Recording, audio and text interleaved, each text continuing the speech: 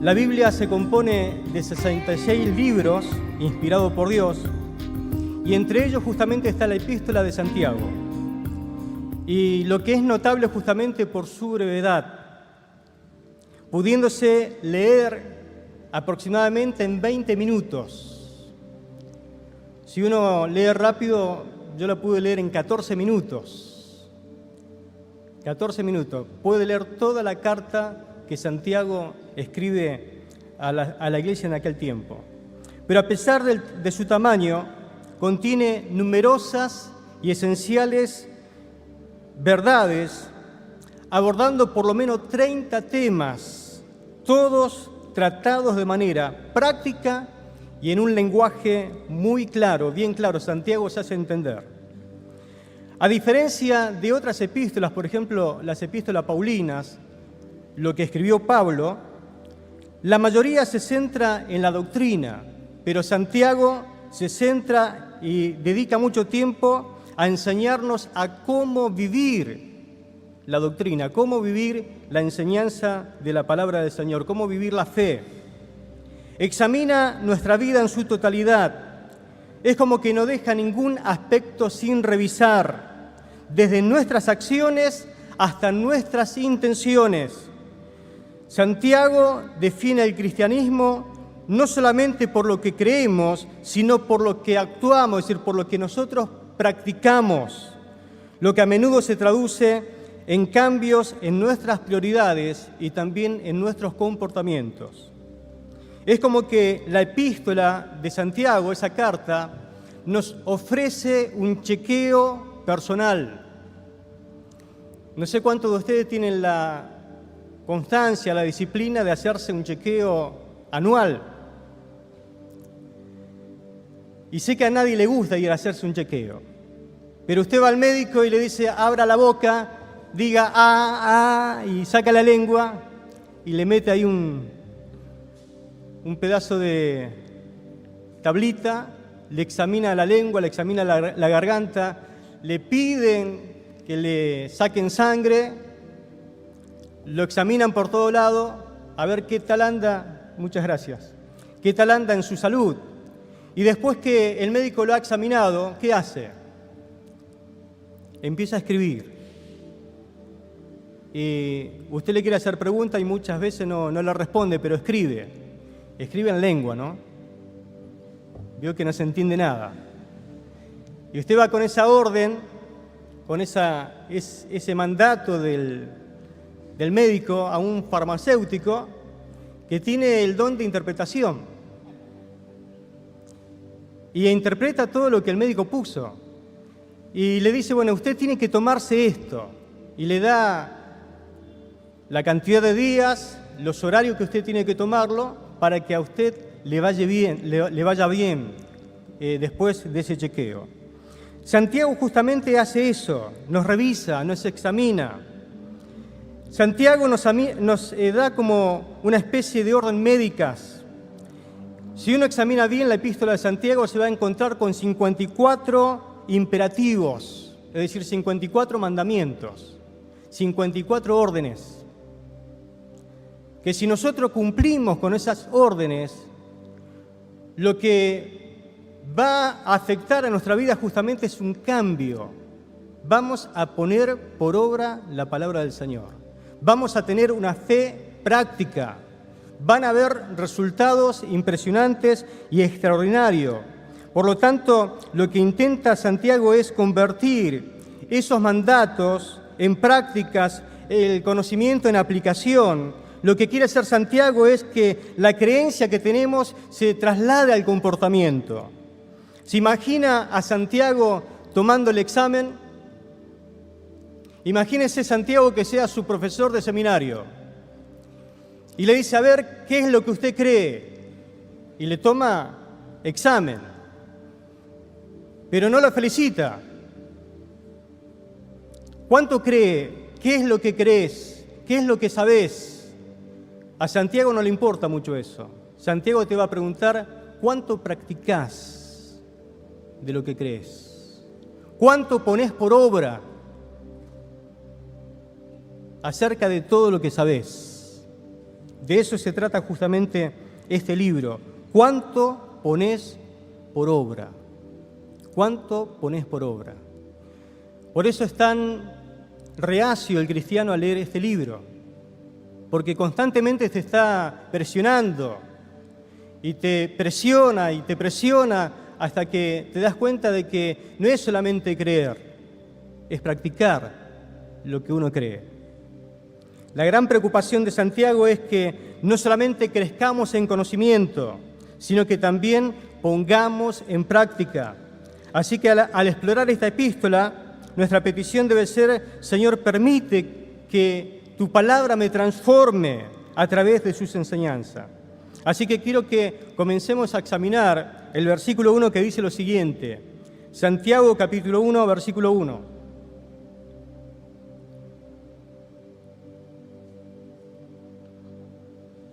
Santiago, siervo de Dios y del Señor Jesucristo, a las 12 tribus que están en dispersión, salud. Santiago. Vamos a detenernos ahí y no nos vamos a apresurar, porque quiero que miremos justamente quién es el que firma, Santiago. Después vamos a ver cómo él se presenta y después, por último, vamos a ver quién es su Salvador. Pero es interesante que si nosotros no entendemos el versículo 1, no vamos a entender todo el capítulo 1, no vamos a entender el capítulo 2, ni el capítulo 3, ni el capítulo 4, y menos el capítulo 5. Por eso es interesante que nosotros nos detengamos y examinemos este versículo 1. Y vamos a comenzar con la firma. Santiago dice. Esta firma justamente es reveladora. ¿Por qué? Porque lo primero que hace Santiago es firmar su carta.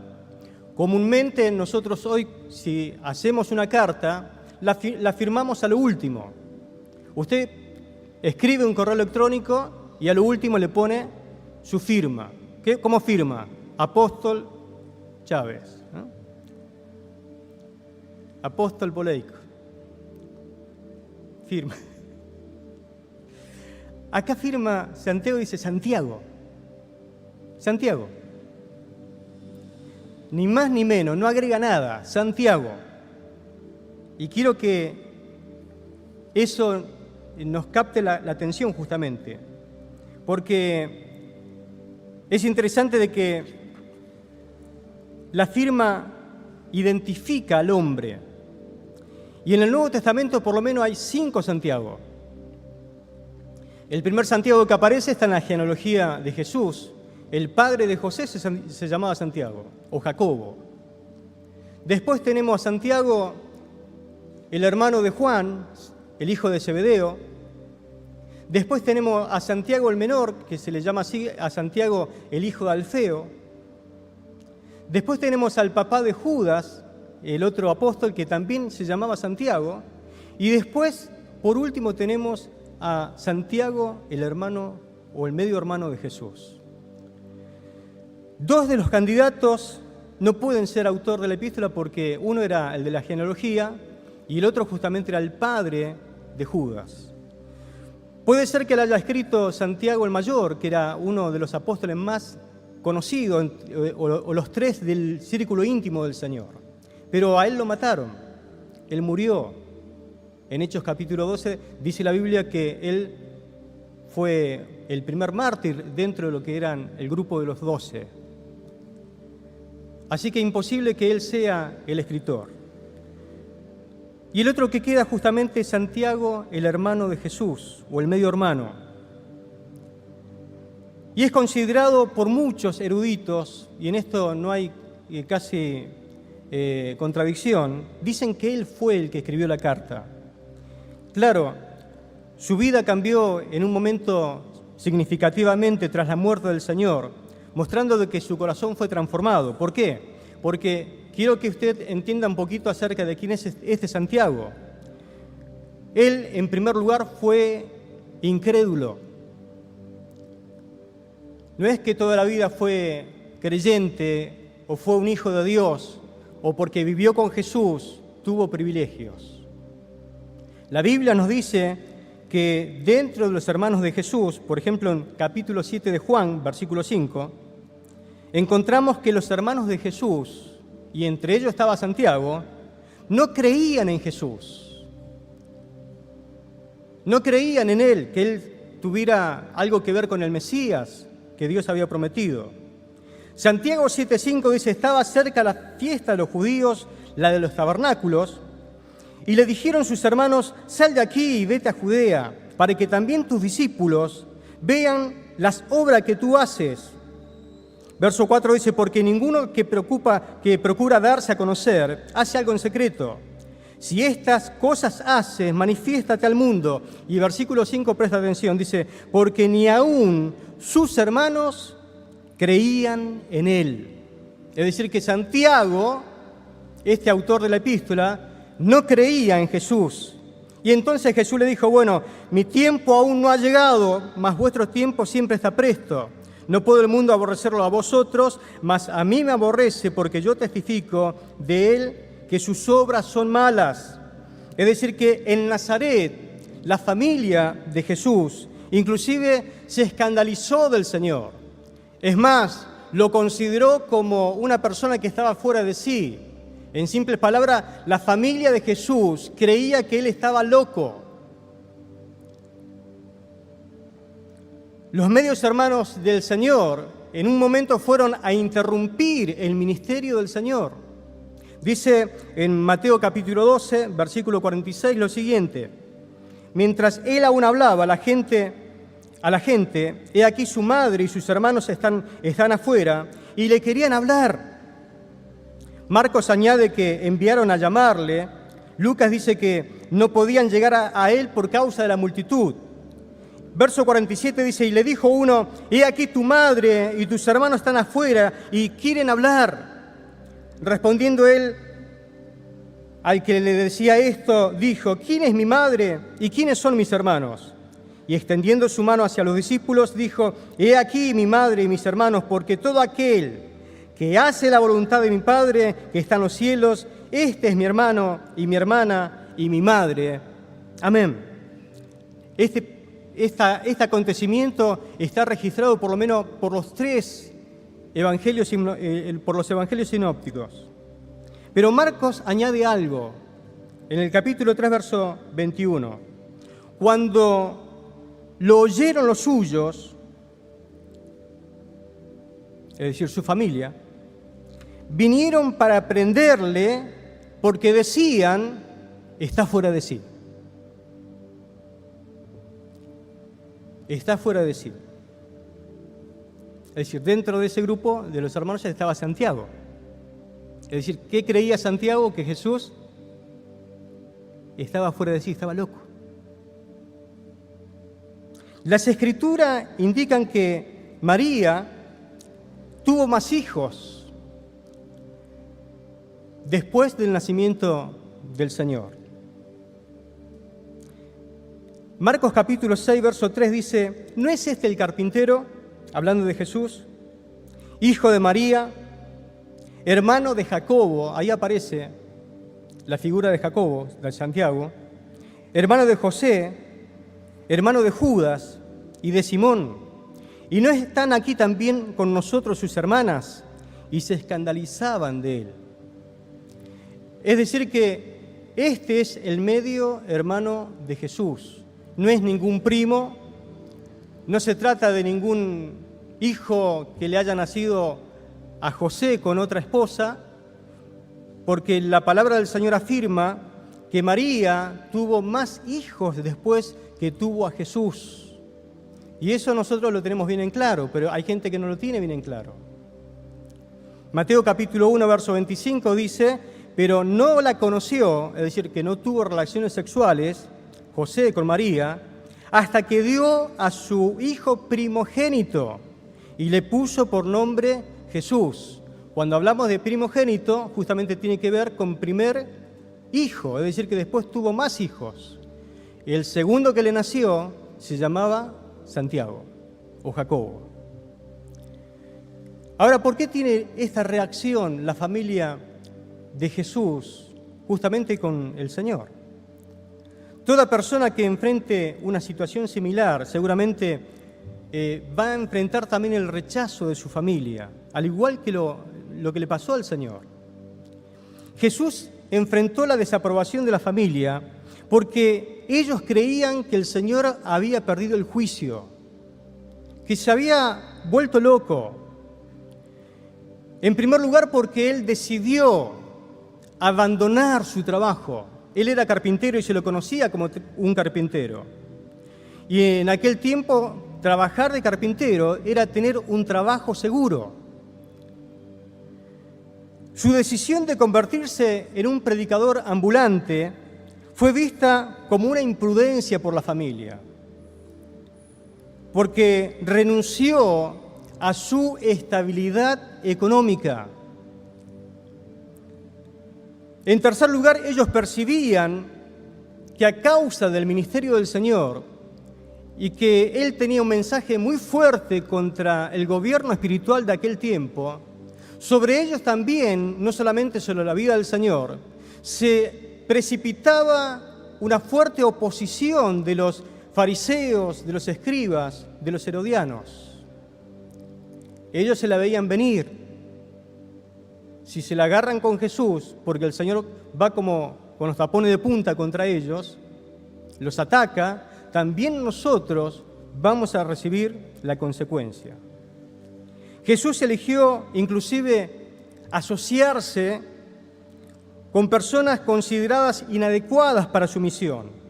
Él fue llamando a gente para que esté al lado suyo, ¿y a quién llamó? A los pescadores. Ustedes saben cómo son los pescadores, ¿no? Exagerados. Pero llamó a pescadores.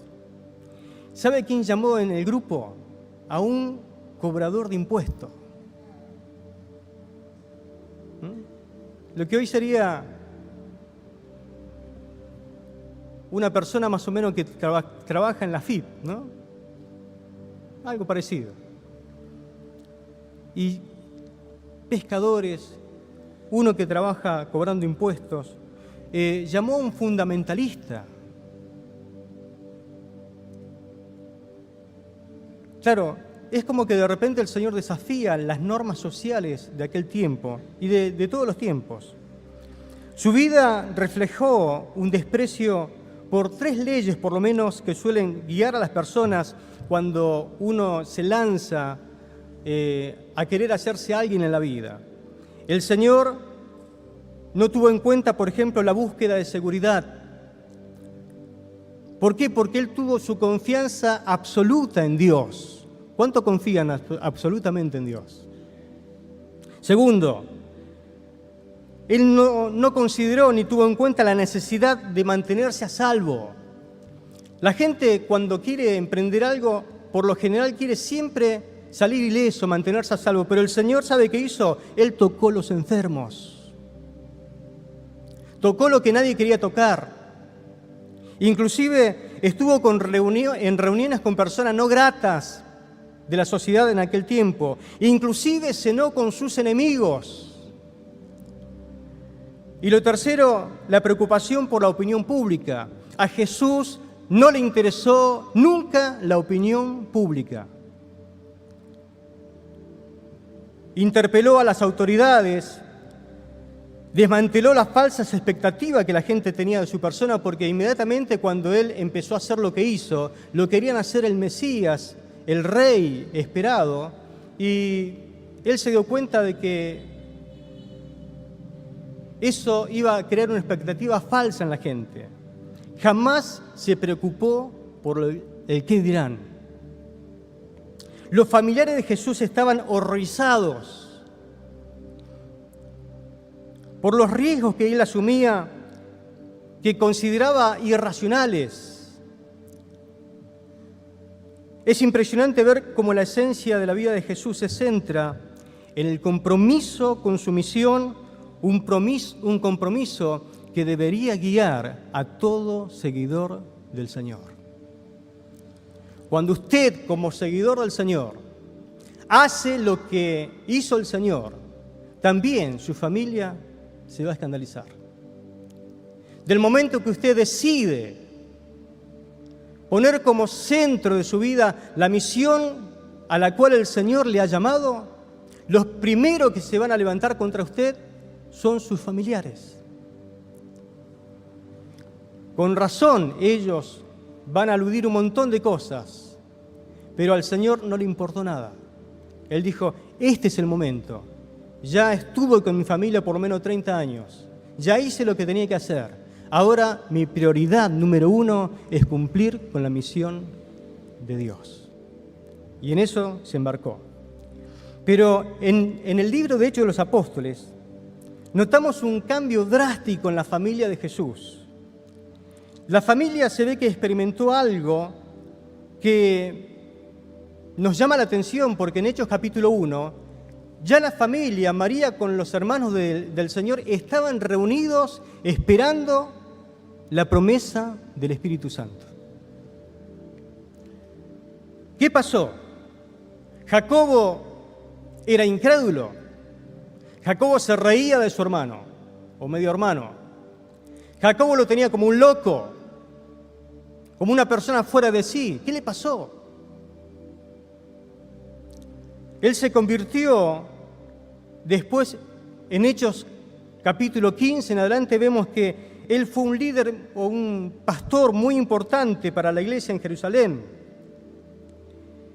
Y la epístola justamente de Santiago refleja su transformación, la fe que él tenía en Cristo Jesús. ¿Qué le pasó? Pablo destaca que en la resurrección, en el capítulo 15 de Primera de Corintios, Jesús se le apareció.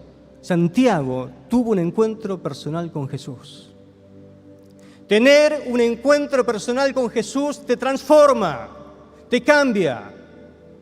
Si usted todavía no tuvo un encuentro personal con el Señor, con el Cristo resucitado, su vida todavía está muchas veces en veremos.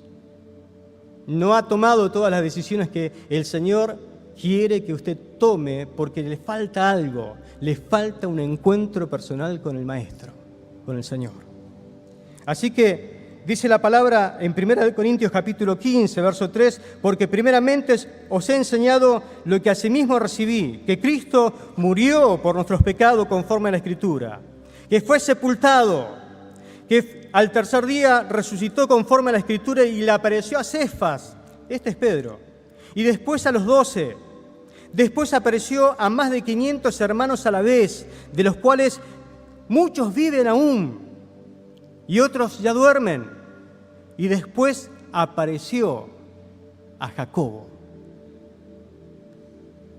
Y después a todos los apóstoles. Es decir, que la reunión entre Cristo y Jacobo fue un momento clave en su relación con Dios. ¿Se imagina ese encuentro? ¿Cómo habrá sido vivir con Jesús antes de que Él se manifestara en su ministerio público? ¿Se imagina crecer con Jesús? Y de repente cuando Santiago ve todo lo que le pasa y después lo ve vivo, que venció la muerte, se puede imaginar ese momento diciéndole, ¿ves? Todo lo que dije se cumplió. Y Santiago como que le cierra todo. Con razón este era así. Con razón era muy especial. Con razón era intachable, era una persona única. Y yo que lo tenía como loco, ¿no? Lo tenía como una persona fuera de sí. Y ahí le empieza a cerrar un montón de cosas. Mis hermanos, Jacobo llega a ser el pastor de la iglesia de Jerusalén. Mire cómo afectó ese encuentro con el Señor. Fue comisionado al ministerio, se convirtió en un obrero de Dios para siempre. La resurrección dispersó toda duda en su corazón y lo transformó, convirtiéndolo en un verdadero creyente, en un verdadero hijo de Dios. La historia dice que a él se lo conoció como que tenía rodillas de camellos. Rodillas de camello, por el tiempo que él pasaba orando, dice en el templo, por su dedicación a la oración. ¿Se imagina Santiago viviendo, orando? Habrá visto quizás su ejemplo en el hermano, pero era considerado como un hombre de mucha oración. Entonces la firma de Santiago refleja su profunda transformación, su amor por Cristo, que cuando alguien lea tu firma, cuando alguien vea la estampa tuya, lo primero que le venga a la mente también pueda ser lo que se dice de Santiago, una persona que ama profundamente a Cristo Jesús y que vive dedicado exclusivamente para el Señor. ¿Qué es lo que la gente lee en ti? Nuestro desafío es que la gente lea lo mismo que leyó en Santiago. Mire que no hizo falta poner Santiago y aclarar algo, directamente ya se lo conocía a Santiago. Ahora permítame mostrarle no solamente la firma de Santiago, sino también, en segundo lugar, su presentación, porque él se presenta. Si la firma nos revela justamente la identidad del autor, su presentación lo que va a mostrarnos, lo que va a revelarnos, es la prioridad que él tiene como autor. Note cómo él se presenta en el versículo 1. Santiago, el medio hermano de Jesús. ¿Dice así? No. Vamos a intentar de vuelta. Santiago, el líder del concilio de Jerusalén. ¿Dice así? No. Bueno. Santiago, el hombre que se crió y jugó en la misma casa que el Mesías.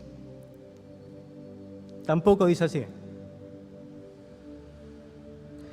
Santiago, uno de los pocos que recibió la visita especial después de que Cristo resucitó. Tampoco dice así. Jacobo, Santiago, el pastor de la iglesia más grande del mundo en ese momento, ¿no? La iglesia de Jerusalén.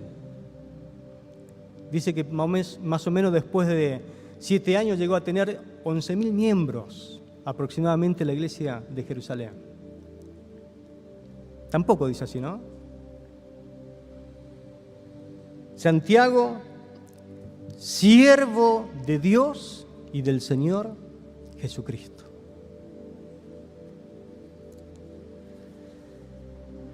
Santiago dice, permítame presentarme. Yo me voy a presentar, y creo que todos lo saben, como un siervo. Un siervo. ¿Cuál es tu mayor privilegio en esta vida? Ojalá que sea como Santiago, que te puedan llamar un siervo del Señor Jesucristo. ¿Cómo te suena eso? Un siervo del Señor Jesucristo. La palabra que utiliza Santiago es doulos. Y quizás tenga un poquito más de connotación cuando lo digamos. Él dice, Santiago, esclavo. Ahí suena más fuerte, ¿no? Esclavo del Señor Jesucristo. Esclavo de Dios y del Señor Jesucristo. Claro, para el mundo griego, ser esclavo no era ningún honor, ¿no? Es más, ellos procuraban independizarse rápidamente y querían tener la mayor cantidad de gente que les sirva. Es decir, cuanto más esclavos tenían que les sirvieran, mejor. Porque para ellos servir era algo degradante. Claro, pero no para el creyente, no para el Hijo de Dios. Nosotros entendemos hoy y sabemos que ser un siervo de Jesucristo, ser un esclavo del Señor Jesucristo, es un gran honor. Amén. Gloria al Señor. Pablo y Timoteo se presentan como doulos, es decir, esclavo de Jesucristo en Filipenses 1:1.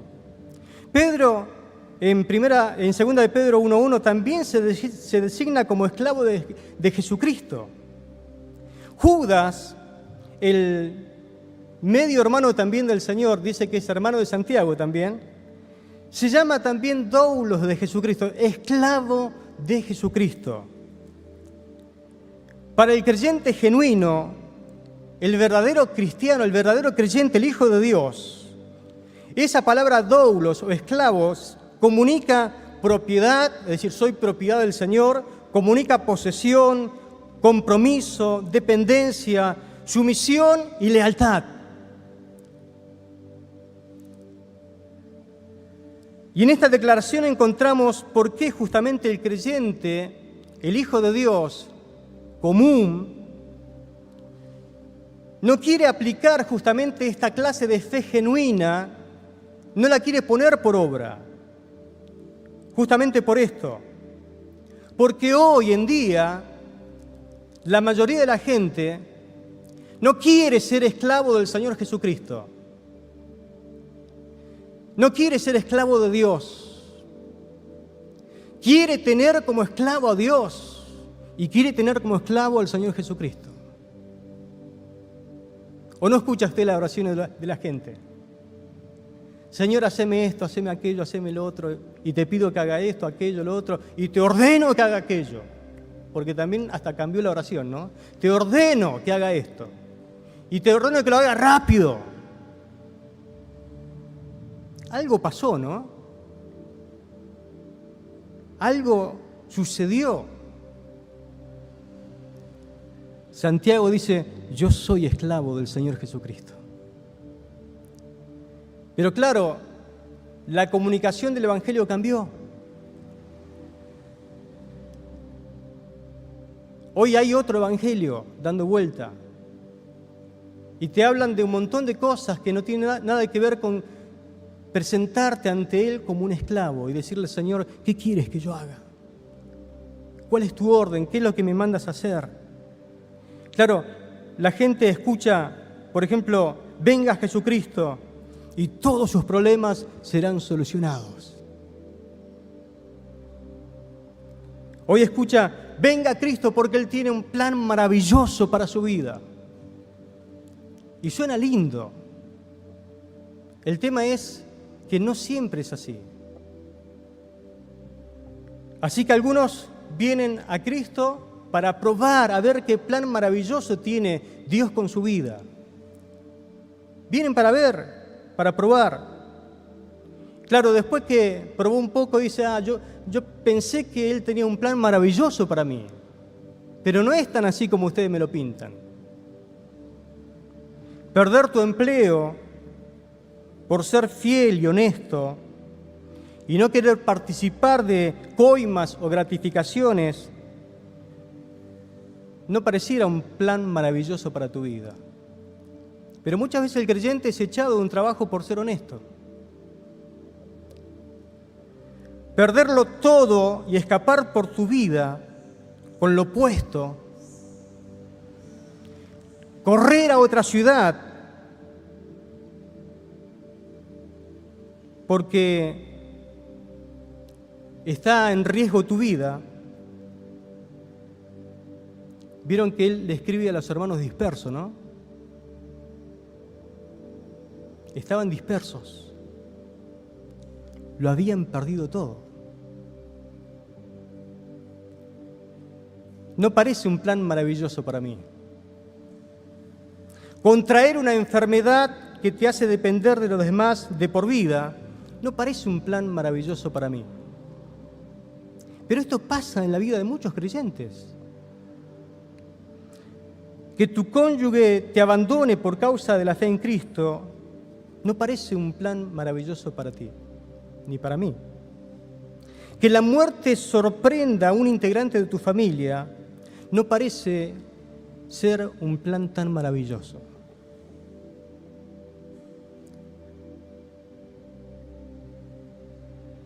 Por lo tanto, cuando uno escucha y ve todas estas cosas, el creyente superficial dice, me parece que esta relación con Cristo no va a funcionar, no funciona así.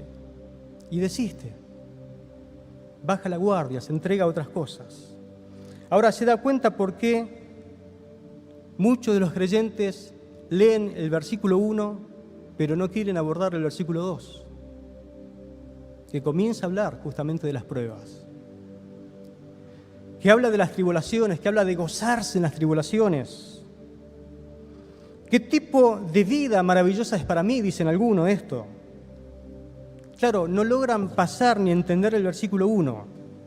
Escuche, el cristianismo es una invitación a convertirme en un esclavo de Cristo.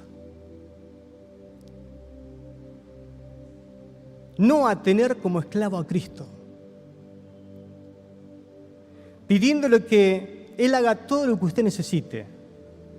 Pregunto, ¿estás dispuesto a convertirte en un esclavo de Jesucristo?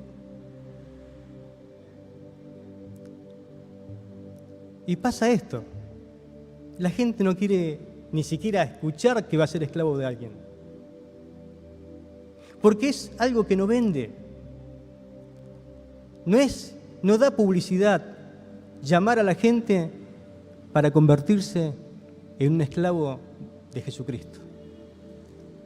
Santiago dice: yo soy esclavo de Jesucristo, yo soy esclavo de Cristo. El verdadero evangelio es un cambio de esclavitud. Somos libres, dice la palabra, de la esclavitud del pecado. ¿Cuántos fueron libres de la esclavitud del pecado? Para convertirnos voluntariamente en esclavos del Señor Jesucristo. Amén. Esto es lo que dice el apóstol Pablo en Romanos capítulo 6, versos 16 y 17. Dice: ¿no saben que cuando se ofrecen a alguien para obedecerlo como esclavo, son esclavos del que obedecen, ya sea del pecado para muerte o de la obediencia para justicia? Pero gracias a Dios, porque aunque éramos esclavos del pecado, han obedecido de corazón a aquella forma de enseñanza a la cual se han entregado. Y el verso 22 dice: pero ahora, libres del pecado y hechos siervos de Dios, tienen como su recompensa la santificación y al fin la vida eterna. Gloria a Dios. Salimos de la esclavitud del pecado, pero somos conscientes ahora, lo que más nos conviene es convertirnos en esclavos de Jesucristo. ¿Cuántos dicen amén a esto?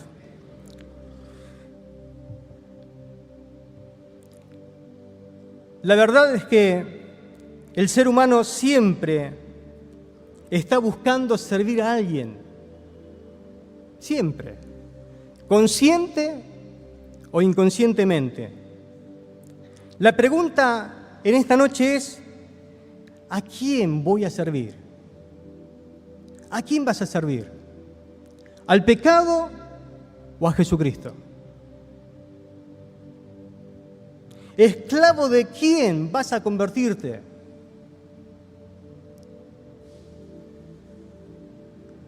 Triste es que muchos terminan convirtiéndose en esclavos del pecado, que ya habían sido libres del pecado, y nuevamente van y visitan a su antiguo dueño.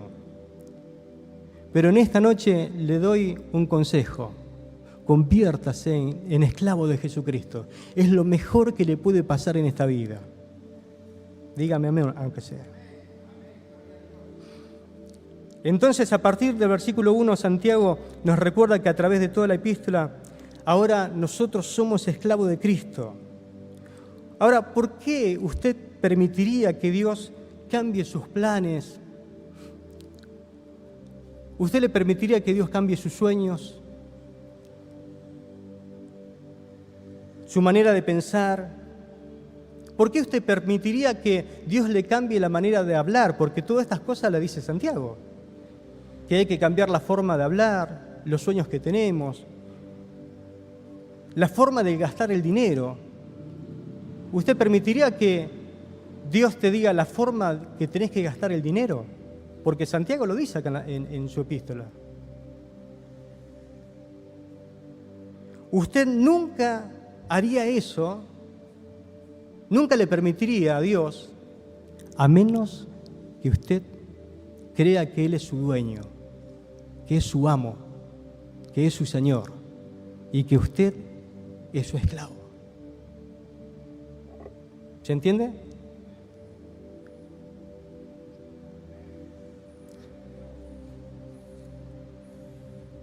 Santiago dice, he aquí, yo no soy más un hombre libre, soy esclavo del Señor Jesucristo.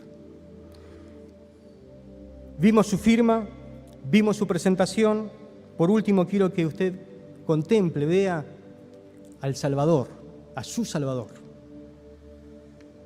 Santiago comienza su carta diciéndonos: Santiago, siervo de Dios y del Señor Jesucristo. Y en el original griego es como que no hay diferencia entre Jesucristo y Dios. Es como que Jesucristo es Dios. Dios es Jesucristo. Santiago justamente hace esa mención y no hace distinción entre Dios y Jesucristo.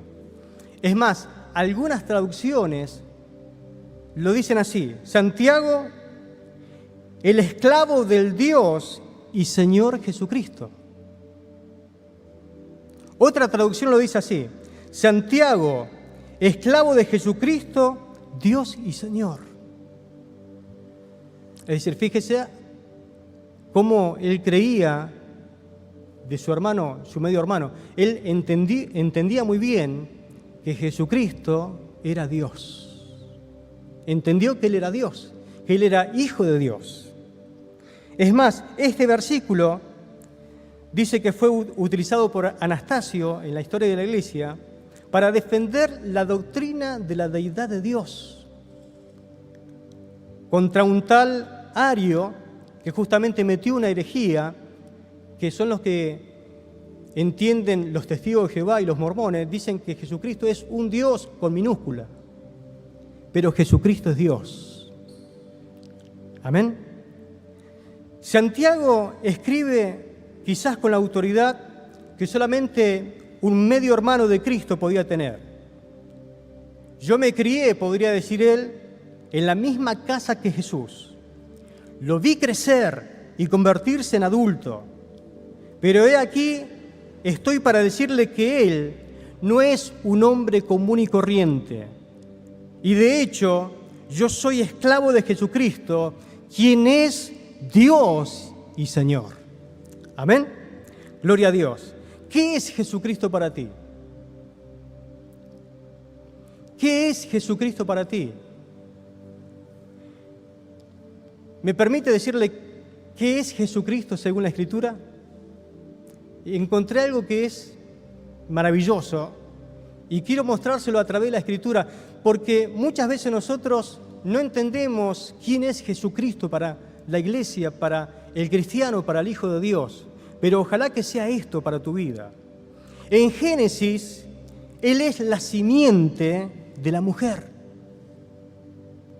En Éxodo, Él es el cordero inmolado. En Levítico, Él es nuestro sumo sacerdote.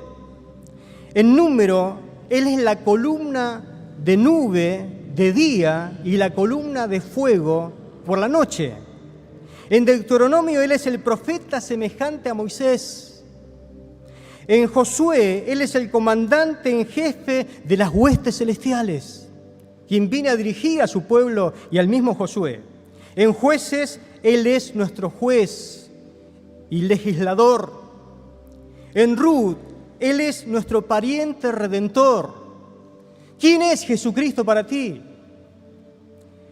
En 1 de Samuel y 2 de Samuel, Él es nuestro profeta, sacerdote, rey. Es nuestro pastor convertido en rey. En 1 de Reyes y 2 de Reyes, Él es más grande, el más grande que cualquiera de los profetas que habla esos libros, y más grande que cualquiera de los reyes mencionados en esas historias. En 1 y 2 de Crónica, Él es el sacrificio que detiene el juicio de Dios. En Esdras, Él es nuestro reformador espiritual. En Nehemías, Él es nuestro reedificador de nuestros muros caídos. En Esther, Él es nuestro Mardoqueo. En Job, Él es nuestro Redentor eterno. En Salmos, mire si en Salmos hay cosas, pero elegí esto, Él es nuestro pastor y nada nos faltará. En Proverbio, Él es nuestra sabiduría. ¿Quién es Jesucristo para ti? En Eclesiastés es nuestro gran predicador. En Cantares, Él es nuestro amado, porque nosotros somos su esposa, su novia. En Isaías, Él es el renuevo de Jehová. Es Emmanuel, es consejero maravilloso, es Dios poderoso, Padre eterno, es príncipe de paz, es la raíz de Isaí, es la piedra angular, es rey, pastor, siervo de Jehová, elegido, Cordero de Dios, Redentor, ungido, quien fue herido por nuestras rebeliones y molido por nuestros pecados. En Jeremías Él es la vara justa. En Lamentaciones Él es como el profeta Jorom. En Ezequiel es como el Hijo del Hombre y el ser viviente de esas cuatro caras. En Daniel es el cuarto hombre en el horno de fuego. En Oseas es el esposo fiel casado para siempre con una ramera. En Joel es el bautizador con Espíritu Santo y fuego. En Amós es quien lleva la carga. En Abdías es el poderoso Salvador. En Jonás, Él es soberano y compasivo. En Miqueas es el mensajero de pies hermosos. En Nahum es el vengador de los elegidos de Dios. En Habacuc es el evangelista de Dios. En Sofonías es el Salvador. En Ageos es el dueño de toda la plata y de todo el oro. En Zacarías es la fuente para lavar los pecados. En Malaquías es el sol de justicia que trae salud en sus rayos. ¿Quién es Jesucristo para ti? ¿Quién es Jesucristo para ti? En Mateos es el Mesías. En Marcos es el siervo por excelencia. En Lucas es el Hijo del Hombre. En Juan es el Hijo de Dios. En Hechos es el Cristo resucitado. En Romanos es el pacificador. En Primera de Corintios es el único fundamento. En Segunda de Corintios es la imagen de Dios. En Gálatas es el libertador. En Efesios es nuestro ejemplo supremo de madurez. En Filipenses es el premio supremo. En Colosenses es la plenitud del cuerpo de Cristo. En Primera de Tesalonicenses es el Señor que viene pronto. En Segunda de Tesalonicenses es nuestro Señor que viene pronto para destruir y tomar venganza por los suyos. Viene para dar el pago. En Primera de Timoteo es el bienaventurado y solo soberano. En Segunda de Timoteo es el juez de todos los hombres. En Tito es el Redentor. En Filemón es nuestro intercesor divino. En Hebreos es el autor de nuestra salvación y el consumador de nuestra fe. En Santiago es el Señor y amo y dueño de nuestras vidas. En Primera de Pedro es el pastor y obispo de nuestras almas. En Segunda de Pedro es el Dios paciente que espera por arrepentimiento. En Primera, Segunda y Tercera de Juan es nuestro abogado, nuestra propiciación, nuestro Salvador y Dios, es nuestra verdad, nuestro gran ejemplo a imitar. En Judas es quien preserva a los suyos y en Apocalipsis es el Alfa y la Omega. Es el testigo fiel, es el león de la tribu de Judá, es el Cordero inmolado por los siglos, es el Verbo de Dios, es Rey de Reyes y Señor de Señores. Amén. ¿Quién es Jesucristo para ti? No es tu esclavo, no puede ser jamás tu siervo.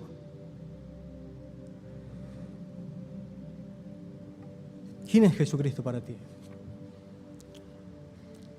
Él es el sacrificio de Abel.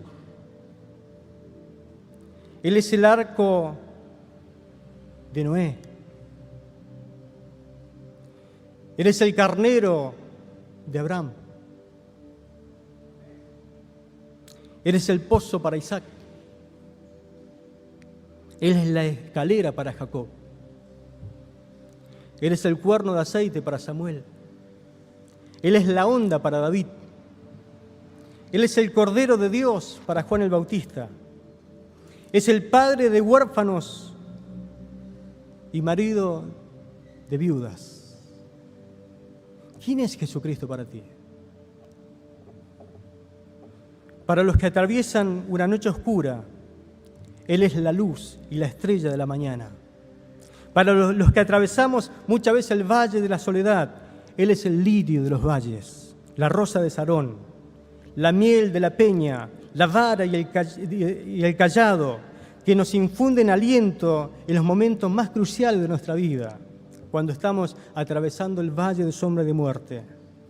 Él es Dios eterno, Él es Dios soberano, quien gobierna sobre todas las vidas. ¿Quién es Jesucristo para ti?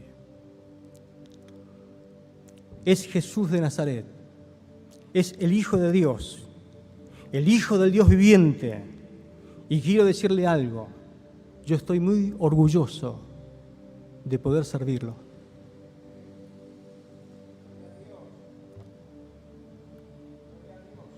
¿Está usted orgulloso de servirlo a Él?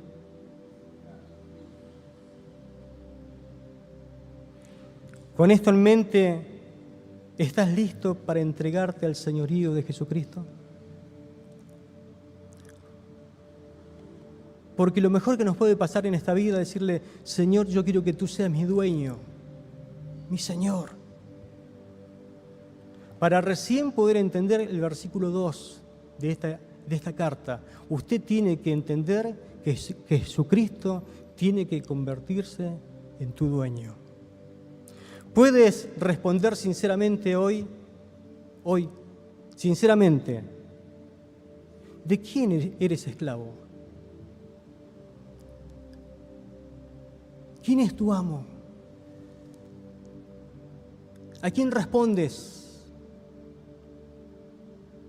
¿Bajo el servicio de quién estás? ¿Estás hoy listo para convertirte en un esclavo de Jesucristo? No le digo que se convierta en alguien que se congrega en la iglesia. No me malentienda. El llamado hoy es para convertirte en un esclavo de Jesucristo. Para de hoy en más hacer solamente su voluntad y no la tuya. ¿Y qué cuesta esto, pastor? Te costará todo.